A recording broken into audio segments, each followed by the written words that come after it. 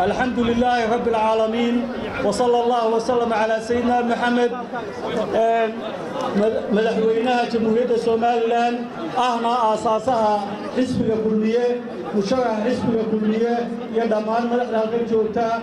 يشعب وينها قيمها له كسر قيم تعطي حفلة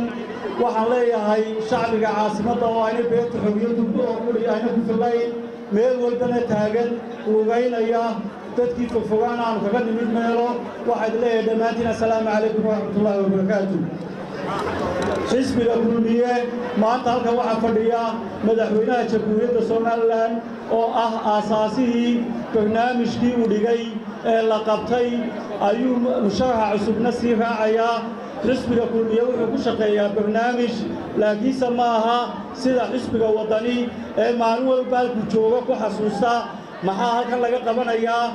waxa weeye xisbiga kulmiye barnaamijka dhamayska tirana uu yaala ayuu leeyahay waxaan leeyahay shacbiga 13 bisha maalinta isniinta qofowna codkaaga haluminin ku hubso kulmiye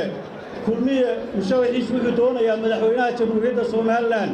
laakiin musharaxa wadani wuxuu doonayaa maayirka caasimadda sidaad aragteen maalin walba wuxuu meel kaga khudbadeeyaa maayirka caasimadda saasameeyay waxaan leeyahay isagu wuxuu tartamayaa maayirka madaxweynaha qura madaxweynaha u tartamaya waa musharaxa xisbiga kulmiye hayloobina taa codkiina ku hubsada waxaad leeyahay codkiina ku hubsada 13 bisha aad baa u mahadsantiin wassalaamu calaykum waraxmatullaahi wabarakaatuh